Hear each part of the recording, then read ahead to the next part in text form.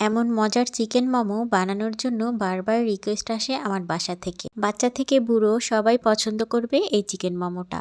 এই চিকেন মোমোটা বানানোর জন্য মুরগির একটা ব্রেস্টের অংশ আমি এরকম ছোট ছোট করে কেটে একটা ব্লেন্ডারের জারে নিয়ে নিয়েছি। তার ভিতরে দিয়েছি এক টুকরো আদা, 2-3 কোয়া রসুন কুচি, আর দিয়েছি গাজর কুচি, আর সামান্য পেঁয়াজ কলি দিয়েছি, আর 8-10টার মতন দিয়েছি গোলমরিচ। সব কিছু আমি ব্লেন্ডারে এবার ব্লেন্ড করে নেব। খুব বেশি মিহি করে ব্লেন্ড করব না, একটু ছাবা ছাবা থাকবে, তাহলেই খেতে ভালো লাগে। আমার সব কিছুই ব্লেন্ড করা হয়ে গেছে, এবার আমি একটা বাটিতে তুলে নিচ্ছি। আর দিয়ে দিচ্ছি 1 চা চামচ পরিমাণে চিলি ফ্লেক্স, আর দিয়েছিলাম সামান্য লবণ, 1 চা চামচ সয়া সস দিয়েছিলাম, সেটা আমার ভিডিওতে আসেনি। যাই হোক, এর ভিতরে আমি দিয়ে দিলাম 1 টেবিল চামচ পরিমাণে গরম তেল, একেবারে ফুটিয়ে এর ভিতরে দিয়ে দিয়েছি। তারপরে ভালো করে মাখিয়ে আমি একটা সাইডে রেখে দিচ্ছি।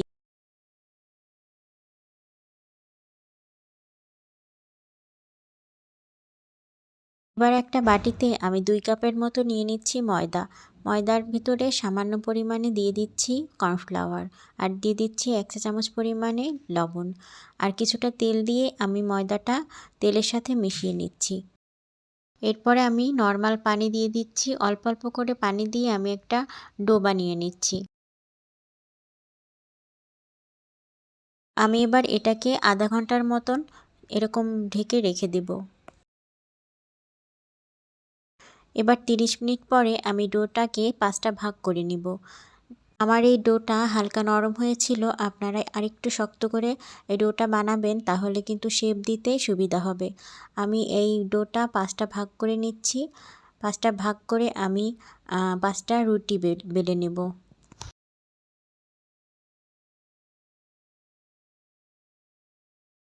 মোটামুটি পাতলা করে আমি এই রুটিটা বেলে নিয়েছি। এবার একটা কৌটার মুখ দিয়ে এরকম আমি গোল গোল করে ছোট ছোট রুটি বের করে নেব।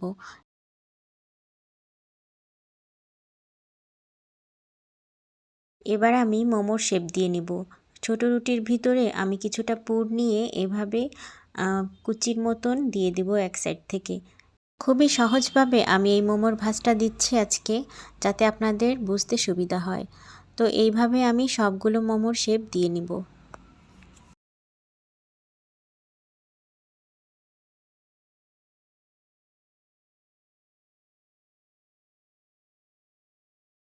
সবগুলো মোমোর শেপ আমার দেওয়া হয়ে গেছে। এবার আমি একটু অন্যরকমভাবে এগুলোকে স্টিম করব। তার জন্য আমি একটা কড়াইতে দিয়ে দিচ্ছি সামান্য পানি, তার ভিতরে আমি একটু তেল দিয়ে নিয়েছি। এরপরে আমি মোমোটা দিয়ে দিচ্ছি। আমি সরাসরি ভাপে দিব না, একটু হালকা ভেজে নেব এই পানিটা যখন টেনে যাবে। এবার আমি পানিটার ভিতরে সবগুলো মোমো দিয়ে দিচ্ছি। একটু সাবধানে করতে হবে, যেহেতু এর ভিতরে তেল দিয়েছি, সেহেতু এটা একটু ছিটে আসবে। তো মোমোটা হতে হতে আমি এবার এখানে একটু সস বানিয়ে নিচ্ছি। এখানে 1 চা চামচ পরিমাণে দিয়ে দিয়েছি চিলি অয়েল, তার ভিতরে সয়া সস দিয়েছি, আর তার ভিতরে দিয়েছি টমেটো সস। তো সব কিছু মিশিয়ে আমি একটা সস বানিয়ে নিয়েছি। এই সসটা দিয়ে মোমোটা খেতে বেশি ভালো লাগে।